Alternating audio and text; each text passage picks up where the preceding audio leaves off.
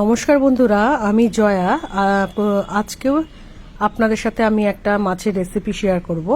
সেটা হচ্ছে ট্যাংরা মাছের ঝোল। দেখুন, প্রত্যেকটা ট্যাংরা মাছে প্রচুর ডিম রয়েছে। ডিমওয়ালা ট্যাংরা মাছের ঝোল আমি আজকে রান্না করেছি আলু আর বেগুন দিয়ে। কিভাবে রান্নাটা করলাম চলুন দেখে নেওয়া যাক আজকের রেসিপিটা। প্রথমে মাছগুলোকে ভালো করে জল দিয়ে ধুয়ে নিয়েছিলাম। প্রত্যেকটা মাছে দেখুন বন্ধুরা ডিম আছে, আর এখানে দুটো কাতলা মাছও নিয়ে নেওয়া হয়েছে। যেহেতু ট্যাংরা মাছ আমার ছেলে ভালো খায় না, তার জন্য দুটো কাতলা মাছ আলাদা করা হয়েছে, কিন্তু রান্নাটা আমি সেপারেটলি করব। সমস্ত মাছগুলোকে আমি ভালো করে ধুয়ে নুন হলুদ মাখিয়ে নিয়েছি। এবার একটা কড়াই বসিয়ে দিয়েছি। কড়াইয়ের তেল গরম হয়ে গেছে। এবার এক এক করে ট্যাংরা মাছগুলোকে আমি ভেজে নিচ্ছি।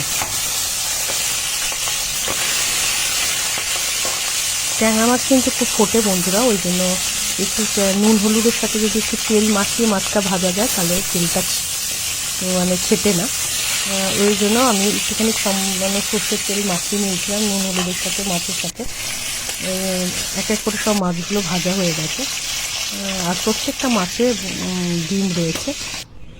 সমস্ত মাছগুলো ভাজা হয়ে গেছে, আমি একটা থালায় তুলে নিয়েছি। আর দেখুন বেগুনগুলো কত সুন্দর, ঠিক যেরকম ট্যাংরা মাছ রয়েছে ঠিক সেই সাইজেরই বেগুন আনা হয়েছে। বেগুনগুলো খুব সুন্দর লেগেছে আমার, বাজার থেকে আনা হয়েছিল। বেগুনগুলো দেখতে খুব সুন্দর লাগছিল। মাছ ভাজার পরে মাছের তেলে আমি কিছুটা কালো জিরে ফোড়ন দিয়ে দিয়েছি। আর এখানে আমি বেগুন দুটো কেটে নিয়েছি, একটা টমেটো আর একটা আলু বড় সাইজে কেটে নিয়েছি। এই হচ্ছে মাছে আমি তরকারি দেব, কারণ আমি মাছটা আলু বেগুন টমেটো দিয়ে করব। ওই জন্য বেগুনগুলো কেটে নিয়েছি, দুটো বেগুন নিয়েছি।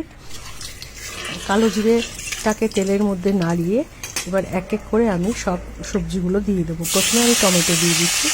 টমেটোটাকে একটুখানি ভাজা ভাজা করে নিচ্ছি। তারপরে এখানে আলুটা দিয়ে দিলাম। আমি একটা আলু দিয়েছি, আপনারা চাইলে একটুতেও আলুর পরিমাণ বেশি দিতে পারে। মাছ বুঝে সবজিটা দিতে হবে। আলু টমেটোটা পুরো ভাজা ভাজা হয়ে যাওয়ার পরে আমি বেগুনটা পরে দিচ্ছি, কারণ বেগুনটা আগে দিলে বেগুনটা গলে যেতে পারে। ওই জন্য আলুটা একটু ভাজা হয়ে যাওয়ার পরে আমি বেগুনটা দিয়ে আলু আর বেগুন টমেটোটাকে ভালো করে তেলের মধ্যে কষিয়ে নিচ্ছি। এবার এক এক করে আমি এর মধ্যে সব গুঁড়ো মশলা দেবো। প্রথমে দিয়ে দিয়েছি লবণ, তারপরে দিয়ে দেবো হলুদ গুঁড়ো, লবণ আর একটু দিলাম, তারপরে দেবো হলুদ গুঁড়ো, লবণ হলুদ গুঁড়ো দিয়ে আমি আলু বেগুনটাকে আবার কষিয়ে নিচ্ছি।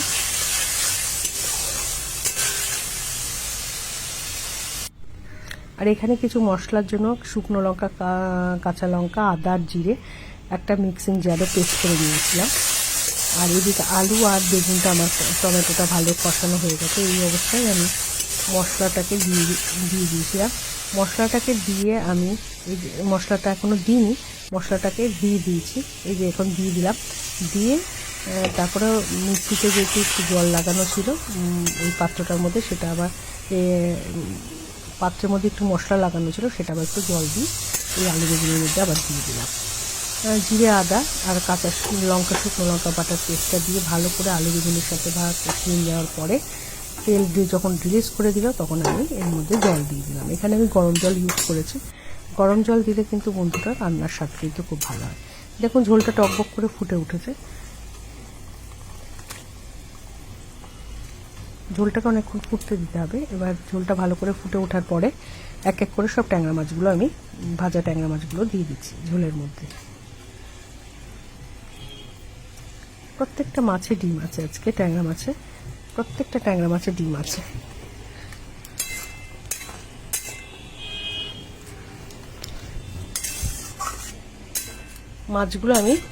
সব মাছগুলো ট্যাংরা মাছগুলো আমি দিয়ে দিলাম ঝোলের মধ্যে। দিয়ে আবার এটাকে ফুটতে দিতে হবে ঝোলটাকে খানিকক্ষণ। দেখুন ফোটাতে ফোটাতে ঝোলের ঘনত্বটা কমে এসেছে। আমি যতটুকু গ্রেভি রাখবো ঠিক ঝোলের পরিমাণও ঠিক ততটুকু হয়ে এসছে। এই অবস্থায় আমি গ্যাসের ফ্লেমটাকে বন্ধ করে দিচ্ছি।